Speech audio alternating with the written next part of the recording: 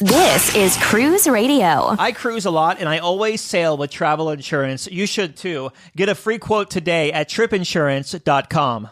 Here we go. Broadcasting from the tripinsurance.com studios in Jacksonville, Florida. This is Cruise Radio. Hey, how's it going? My name is Doug Parker. Thank you so much for checking out this episode of Cruise Radio, a review of Carnival Radiance this week. And staff writer Richard Sims is here with cruise news. Jumping to him now. Hey, Richard.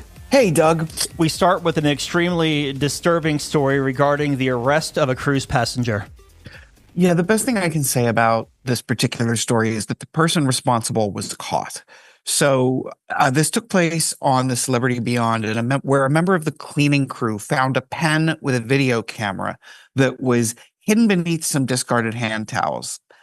If you look at the picture of the pen, I honestly don't know how the person realized there was a camera there, but they did, thank goodness. Upon discovering it, they took it to the ship security team and the security footage. They looked at the security footage and they basically narrowed down the list of suspects to around 9 people. This was a unisex bathroom, it's worth mentioning. When the ship docked in Crown Bay on April 1st, agents were able to take a look at the footage on the pen, and it actually showed the person responsible, the guy who was doing it. You know, the camera actually caught him putting it in place and positioning it in such a way that he could record people using the toilet. The man responsible was questioned and reportedly admitted to having purchased several of the camera pens. He was charged with unlawful video voyeurism. They found numerous videos on his laptop, supposedly, reportedly, allegedly, whichever word you want to use, of both adults and children, which makes it even more disturbing. He could ultimately be sentenced to a year behind bars and up to $100,000 in fines. And protesters managed to prevent a ship from docking in Corsica, France. Yeah, this is a story which came directly to us from our tip line, where a passenger aboard the Sun Princess was giving kind of a blow-by-blow of what happened. It seems the ship was slated to dock around 8 a.m., but there were several fishermen blocking the port. It turned out that all around that area, Corsica and some of the other surrounding ports, fishermen were taking this action to protest the rising fuel costs. The captain of the Sun Princess feared that even if they were able to dock, the fishermen would, sort of maneuver their ships and eventually trap them there, and they wouldn't be able to leave. Unfortunately, this meant that the ship, which was that the stop in Corsica, which was the only port the ship was visiting in France, had to be skipped. As it turns out, a few days later, the same situation basically was expected to unfold on the Enchanted Princess. Now, we are recording this on Wednesday, and this was supposedly going to happen on Thursday, but we got another tip also on the tip line that the same situation was expected to be unfolding, and that meant that they would not be able to stop in Corsica either. There's no word on whether this will impact future sailings, but both the French government and the fishermen are sort of refusing to budge. They're at loggerheads, so it seems likely this could continue to be a problem for a while. And it's worth mentioning, if you do have a tip or come across something, drop us a line. That's tips@cruiseradio.net so we can research it further and get it on like this story. And a small cruise ship ran into a big problem over in Fiji. Okay, technically what they ran into was a reef. It was the Fiji Princess, which is operated by Blue Lagoon Cruises. And according to the operator, things were all fine and dandy when they anchored in the area. This was very near the island that is very famous for having been where they filmed the movie Castaway with Tom Hanks. But an unexpected squall kind of blew the ship and caused it to drag its anchor, and eventually it got stuck on the reef. Like I said, this was a small ship, only about 30 passengers, so everyone was rescued safely. And even better, the fuel aboard the ship was able to be safely offloaded, because in a situation like that, one of the things you worry about is the fuel leaking, whether, like it gets caught on the reef and it tears into it, or, another squall comes and causes more damage. And so they were able to get the fuel off the ship, which meant that the odds of there being any kind of environmental disturbance were greatly reduced. Like I said, this happened right near the island where Tom Hanks' Castaway was filmed. So as you can imagine, everyone had a lot of fun with the headlines on this, even though it was kind of a serious subject. But you throw Tom Hanks and Castaway in there and you're going to have some fun with it. Next up, a story that will stir up the usual debate about gratuities. Nothing gets people worked up like reports about the daily gratuities. There's like 3 or 4 topics that you just know every time you mention that's going to. Smoking in casinos is one of them. The daily gratuities is one of them. Towel animals, or people do it being chair hogs by putting their towels on chairs at the pool. These are all things that are guaranteed to get people riled up. And this is one of those. This time it's Holland America Line who has raised the rate on what they call the crew appreciation charge. For standard cabins, it went from $17 to $18. And for suites, it went from $19 to $20. And that's per person per day. At the same time, they bumped up their service charge on things like specialty dinners and drinks. And it is now at 20%, which is basically the standard in the industry as far as I can tell. Most lines have raised their service charges to 20%. If you didn't know this was happening, that's because they did this very, very quietly, as opposed to making any kind of announcement. No doubt because they know exactly how people will react. In fairness, it is a head scratcher at times when you look at a ship like Icon of the Seas, let's just say 7,600 passengers on board times $1,850 a day. That is $140,000 a day times 7 days is $984,000 times 4 cruises a month. That's $3.9 million. So in some ways, the math isn't mathing, but that's for the bean counters to figure out and not myself. Oh, that is the subject that comes up every time. If they would pay their people what they were worth, we wouldn't have to do this, blah, blah, blah. It's one of the reasons that I've always always longed for the day of all inclusive, when you don't know how much you're paying per person per day because it's just rolled into the price and they figure out how much they're paying their people. Because if you're like me, I am a tipper. I am by nature a tipper. I am a generous tipper. I think anybody who knows me would agree to that. And so what ends up happening is I don't need to tip because I've already, I've paid the 20% service charge, or I've paid the service charge on the drink package or whatever. And yet I still end up tipping because I'm a big believer in individual tipping of, I want to thank people for their individual service. It is a complicated issue, really, and it's not one that I see going away anytime soon. And down in Miami, there are plans in the works that could make getting to your cruise a whole lot easier, and that is important these days. That very much is. And look how well you segued from a controversial topic right into our next story. Good job. Miami is, I believe, Doug, correct me if I'm wrong, I believe it's the world's busiest cruise port. Yeah. Like officially the world's busiest cruise port. Is that right? Sure, we'll go with that. Them and Canaveral go back and forth. Okay. So that can mean traffic, and it can make traffic in the area a nightmare. Just ask anyone who has flown into the airport and then had to get from the airport to their cruise ship. It seems like a very simple thing, but with traffic, it can be, just horrible logistically. Well, lawmakers in Miami are looking at a proposal which would see them building a direct train route between the airport and the cruise port. It would cost around $800 million to construct and probably about $15 million to run each year based on the numbers I saw.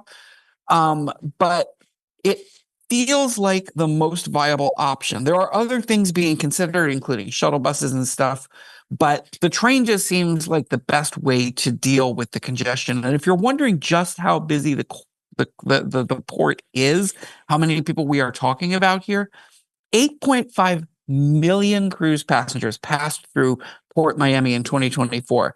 And it's expected that record-breaking number will be broken again this year. In other words, they will top what was already a record year. So, yeah, it seems like this is something that they need to address at some point.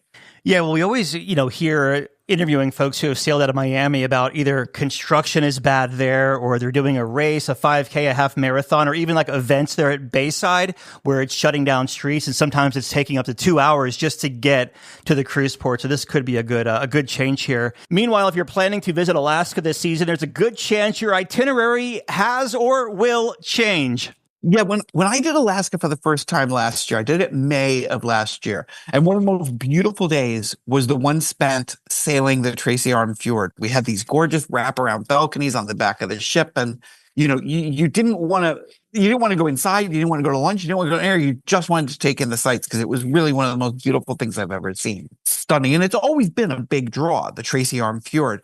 Only a few months after we visited, there was a massive landslide. And now, as a result, cruise lines are avoiding the area due to the difficulty of ongoing navigational concerns. So instead of Tracy Arm Fjord, ships are visiting the Endicott Arm, which, they're not all that far apart. They're, I think like 15 miles apart, maybe. And the Endicott Arm features the gorgeous Dawes Glacier. So if you are going to Alaska and you booked something thinking that you were going to Tracy Arm Fjord, the chances are good that you are not. I don't think I'm aware of any cruise lines that are going there at this point. I know Carnival changed their plans, Royal changed their plans. So I don't think any cruise lines are planning to go there this season. And we'll have to see if that remains true next season.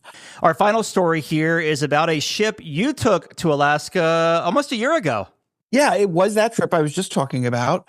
When I did Alaska, it was on the Holland America Koningsdam, which was a gorgeous ship. It was actually perfect for Alaska for a lot of reasons. And now it's a little more gorgeous and a little more perfect for Alaska because it just came out of a 2-week dry dock. And during its time away, which kind of makes it sound like it was in rehab, which I guess to a certain degree it kind of is, the ship got a bit of a refresh in the public areas, including there's a space between the Rolling Stone Lounge and the Billboard on board, which are these two great music venues that are rocking every night. They sort of redesigned the space in between them, which is a really cool area. They also added and expanded to some of the staterooms to provide more space for families. And perhaps most important, if only to me, they expanded the casino to give it like more flow, put some more, machines and things in there. So, an expanded casino, in my view, is always a good thing. But yeah, so the ship is back and it's just started sailing again. And if you're looking at Alaska, this is a good option in my mind. All right, staff writer Richard Sims, as always, thank you. Glad to be here. You're listening to Cruise Radio, America's trusted voice of the cruise industry.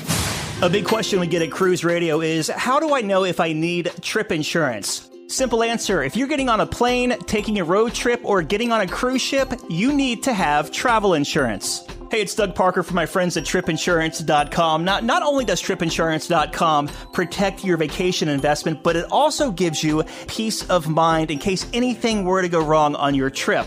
How do they do it? They offer 3 different types of trip insurance policies. Good, better, and best. One policy for every vacation budget. But it doesn't just stop there. They're up to 40% lower when you shop around on other comparison sites. Plus, tripinsurance.com offers 24-hour customer support before, during, and after your trip, online claims assistance, and travel alerts to let you know what's going on at your destination. But find out for yourself. Check out tripinsurance.com.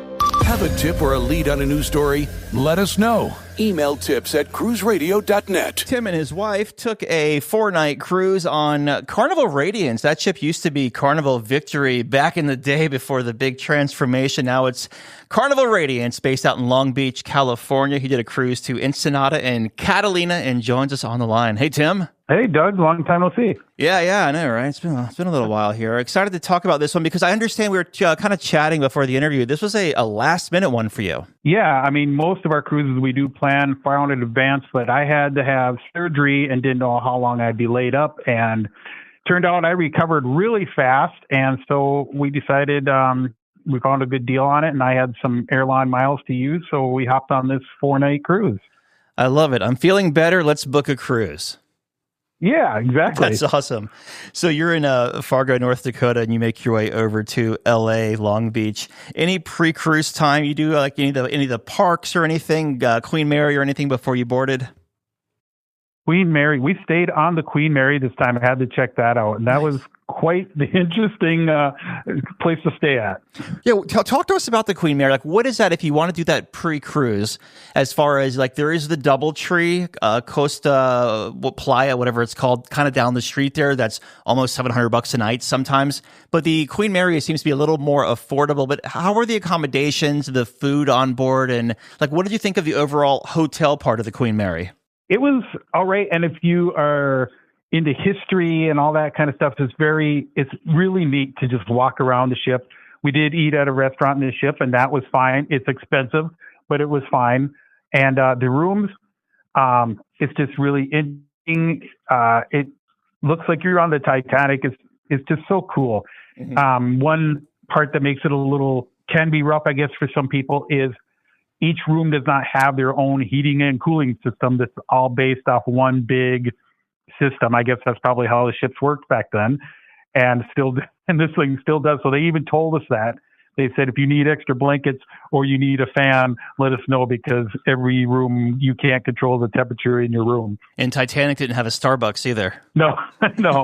But yeah, it was really, we spent just so much time just walking around the whole ship, looking at it and checking it out. And they've got a lot of the history and stuff to look at there. And it's just really neat. And to think of the people that have sailed on it, like Winston Churchill and stuff. But it's just a neat piece of history. So I think it's something everybody should at least try once and check it out. Yeah, because even if you're not staying on board, you could still go on just for the day or just for a couple of hours and, check the sites and walk the decks.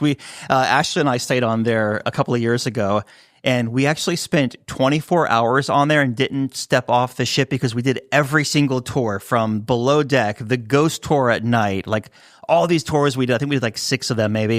And then we ate on board and just kind of checked it out and just were talking to people in the lounge up front. Just such a cool experience.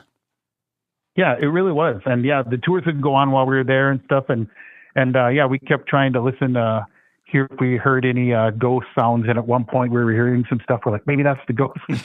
Nice.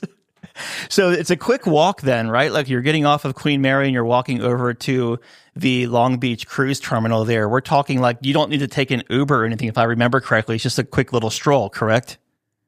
Basically through 2 parking lots. So yeah, we just pulled our suitcases parking lots and went over right to the terminal. Okay, so how was the embarkation once you got to the cruise terminal, and how long did it take you from the curb to the ship? It did take a little bit while. We got through security. Everything like that went pretty fast. They did have the dogs there, so beware. And then we did sit in the terminal for kind of a while before they called, but it wasn't too bad. It just, I'm not really sure what the holdup was, but it was fine. Now, what were your first impressions walking on board Carnival Radiance? Because as we mentioned earlier, this used to be Carnival Victory, which was launched, like 30 years ago or so. Now refurbished during COVID, actually went in just before COVID. And I think December of 21, it debuted there in Long Beach. What were your thoughts of the ship as you walked on board and your first impressions? Yeah, I guess I didn't really even realize they had just done that refurb. So yeah, it is a very nice ship. I mean, it obviously, they did a lot to it because to me, it does not look its age at all. It looks a lot newer than you would think. So it is a very nice looking ship. Yeah, it launched in 1997 as Carnival Victory, and then went in, I believe, just early 2020 maybe for that refurb. Then COVID kind of sidelined things a little bit there. What kind of stateroom did you book on this 4-night cruise, and what did you think of it? We had a spa cabin, interior spa cabin on deck 10. It was a great cabin with the locker rooms or something. It was right above us. Really didn't have to deal with any noise. Sometimes you're really close to the gym. You might think you're going to hear something, but we really didn't have any issues at all. So it turned out to be a really good cabin.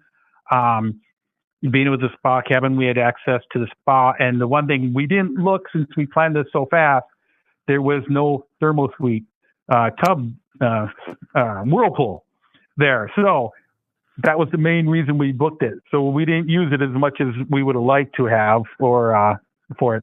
So if you were into the whirlpool in the thermal suites, this ship does not have one. Do y'all do the heated, the thermal chairs at all? We like those too. So we still got to take advantage of it up there a little bit, and a little bit of the sauna type stuff. But yeah, the whirlpools are our big thing, and yeah, it doesn't have one. So I got to be careful that I can fall asleep on those loungers, and I snore a little bit. So, you can. Over the past, we've heard different stories about Carnival with their thermal suites, and sometimes it seems like they might oversell it, and sometimes they don't really sell it, and you have the place to yourself. How was it on this cruise? Did it ever feel crowded? No, in fact, I don't think there wasn't a time we only probably went up there a couple of times, but it was never crowded or busy at all. Before we move on to the food here, you had the spa cabin. So what is that? Just kind of upgraded products like the Elemis products in the bathroom. You had a bathrobe there, things like that? Yeah, that's pretty much it. Other than that, the cabin, as far as the interior of it, pretty much the exact same thing. And I would say on this particular one too, if you ever stay in the spa area, sometimes they have an elevator or access right in the front of the ship. This one, you actually have to go backwards to the main elevators to get up to the spa, which is not the big deal at all. But it is really nice when you have that extra little area up at the front that you can just hop up and get up to the spa really easy. Let's talk about dining on board Carnival Radiance, and we'll start there at the Lido Deck Marketplace, which is the buffet. How was that as far as the crowds and congestion and the food quality? Didn't seem too bad at all. And I will say, right before the interview here, Lori and I were talking, and that was one thing that she liked about it. She felt they had different and better options on this particular cruise for some reason. I don't know if it's because it's out of LA and we usually go out of Florida or Texas or something, but she really thought they had some different and better options than we've seen on some of the other buffets. Is the buffet on this one set up in stations, or is it just one long counter? I think it's a little of both. I think you've got some little separate things, but still kind of the longer counter generally. Yeah, it's kind of broken up in two spots, I believe. With the back, you can go upstairs, correct? Yes. Yeah. Is there a food venue up there in the back? Guy's Barbecue is on the outside on the back on 11 or 12, something like that. But then I also think that you probably have the Cucino di Capitano up there. Did you dine there during lunch for that free pasta? I don't think we did on this particular one, but we usually do. How was the barbecue? I remember you talking about the barbecue on your last sailing. I believe it was Carnival Magic, and you weren't that impressed with it. Was this one a little bit better? This one was fine, yeah. The other one, they were just overcooking or something, but generally I always like pig and anchor, so this one was very good. And this ship also has Shaq's Big Chicken on there, and we ate that quite a bit because we really like Shaq's Big Chicken.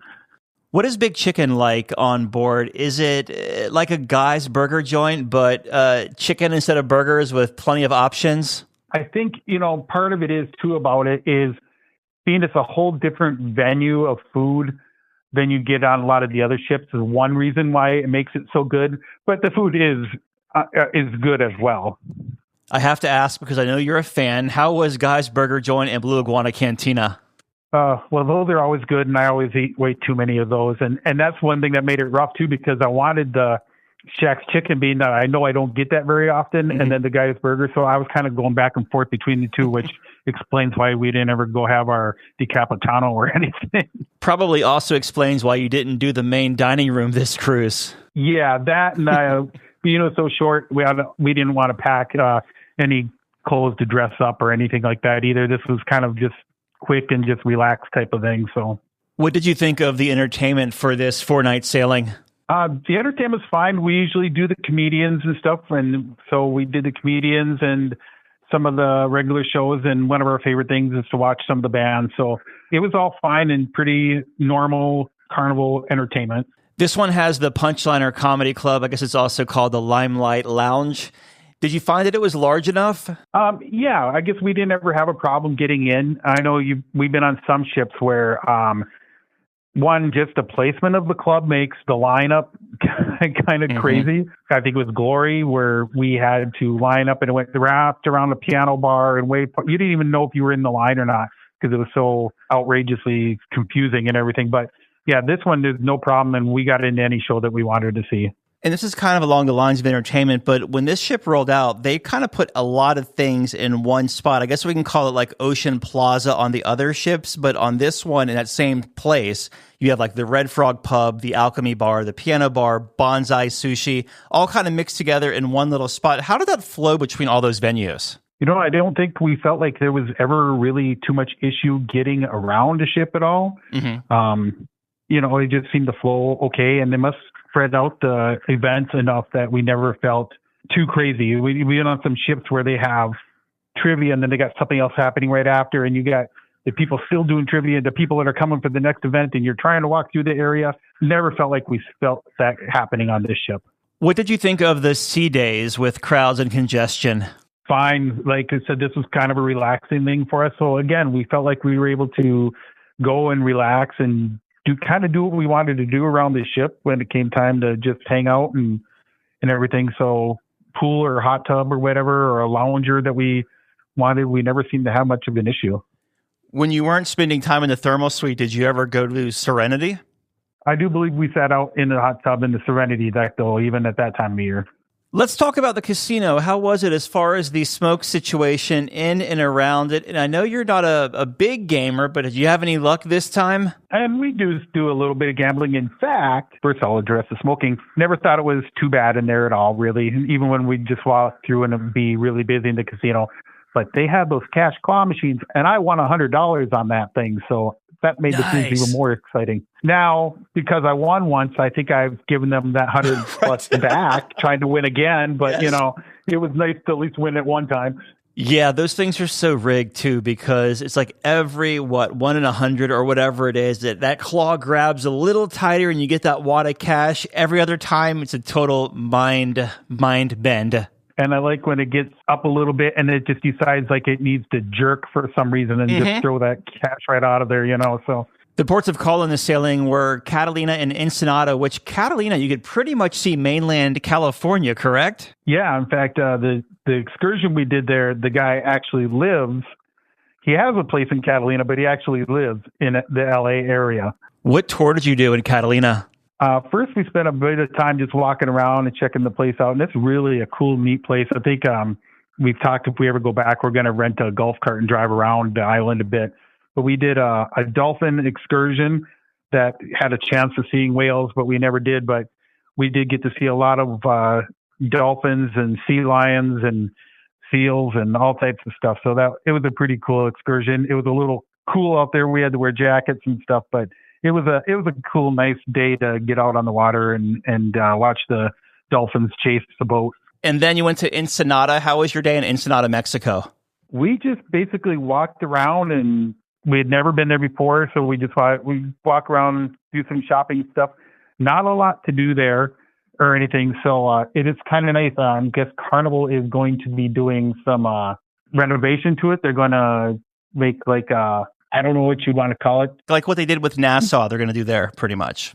Yeah. I was trying to think of what to even call that. But yeah, so and they're going to have a pool and stuff too, if I'm not mistaken. Is that right? Yeah, it looks like it. So that should be pretty cool to help out, make it a little more something to do. We probably should have done an excursion, but as fast as we put this together, we just didn't have time to do it. How would you compare Ensenada and Cozumel? I mean, aside from one being on the Pacific side, one being on the Caribbean side, but how do they stack up next to each other? Probably kind of equal if you're just doing the walk around, I guess. Cozumel probably, I would say, it's a lot bigger area to walk around. We didn't go very far, truthfully, because it just didn't seem like there wasn't a lot to do. But there is a lot of restaurants. If you want to get out and go to a restaurant, then there's a lot of shopping. And if you like the straw market type things, there's that to do too. So kind of comparable, but Cozumel definitely is like a lot bigger area to walk around in. I just thought about this. Wasn't it you that played bingo on a Carnival ship and won last cruise?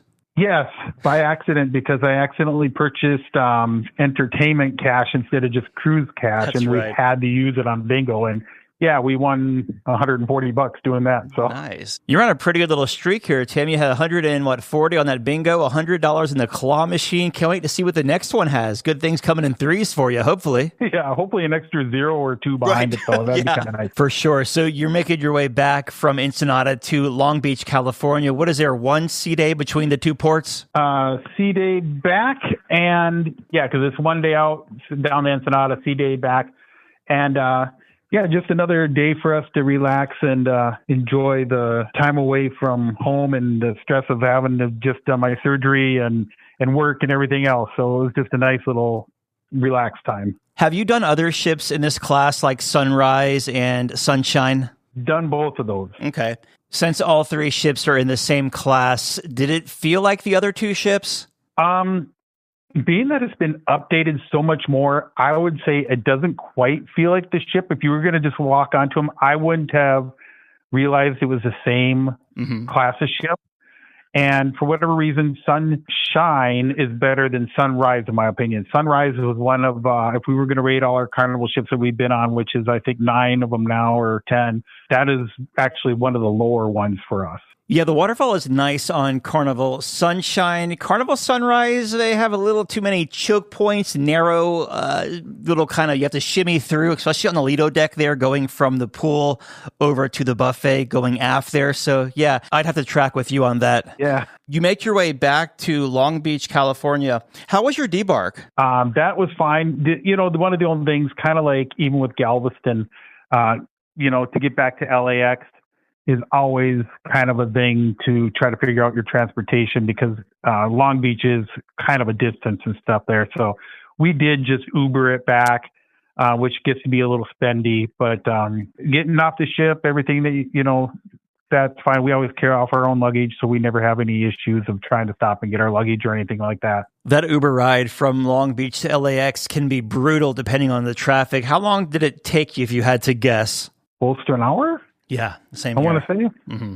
If you're a member of Costco, maybe even Sam's might have it, or BJ's, they have those Uber gift cards that are $79 for $100 gift cards. I normally stack up on those throughout the year. This way, if I'm doing like an LA traffic haul where it's going to be over $100, at least you save a little bit of money. It might only be $20, but it adds up. Like a display in the store type of thing, or they was something you get online? Or? Yeah, this display on the store for sure, or online at Costco's website, and it's digital. So as soon as you purchase it, within an hour, you get the codes and you just load it into your wallet on Uber. Awesome. Well, I'm going to check into that. Yeah, because we, even in Miami and stuff, we always pretty much Uber everything.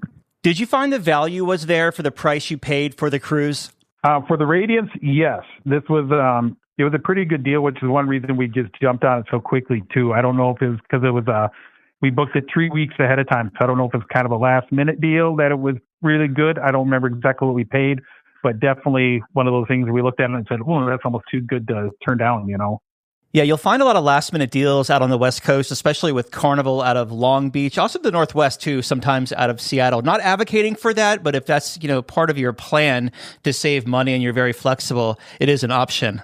And for us, flights can be a little bit cheaper heading west instead of east, too, so that helped. Do you have any tips for sailing Carnival Radiance? It sounds like, one, research the thermal spa before you go because you don't have one of those Sterilosso therapy or however you pronounce it, pools.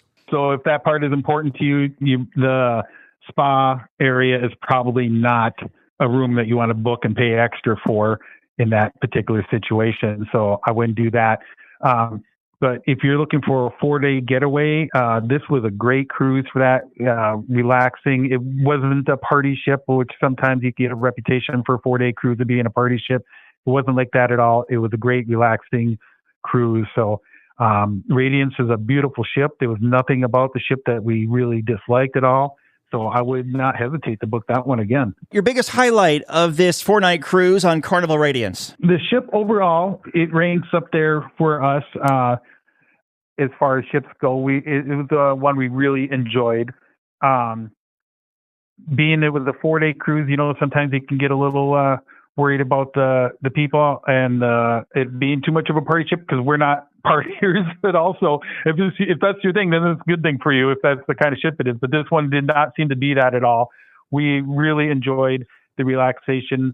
We really enjoyed Catalina Island. Ensenada is not bad for walking around and everything. And boy, that new development that they're going to do there is really going to make that a really cool port to go to. So we can't wait for that to get done, and we'll check that out sometime too.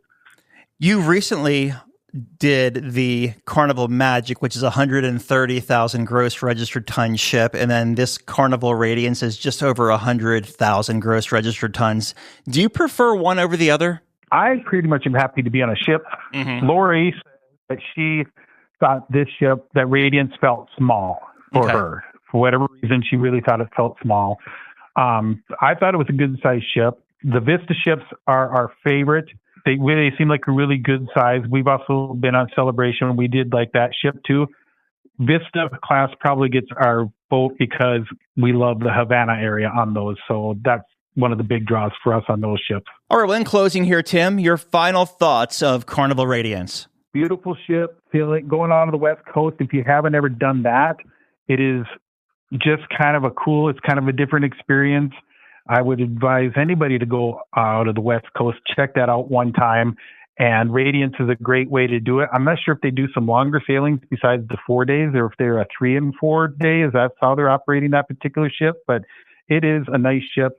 And with Shack's Chicken on there, Pig and Anchor Barbecue, if you're a person like us who just is eating all day long, it seems like it's a great ship for getting to experience the Shack's Chicken and all that kind of stuff. So we really enjoyed it. And stay on the Queen Mary if you can, because that's an experience in and all of itself. Tim, great having you, my friend. If you want to catch some of Tim's video footage of Carnival Radiance, you can check out his YouTube channel. Him and his wife have one, Cruising Together Couple, or their website, cruisingtogethercouple.com. Tim, it was great talking to you, my friend. As always, thank you so much. You bet, Doug, anytime. All right, Dougie, let's see what we got for you, buddy. Cruise Radio is produced at the tripinsurance.com studios in Jacksonville, Florida. Get cruise news, ship reviews, and money-saving tips every Thursday on Cruise Radio. If you've enjoyed this episode, please subscribe to the show.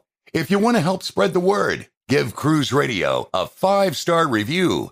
Find Cruise Radio where you listen to your favorite podcast or online at cruiseradio.net. I'm your announcer,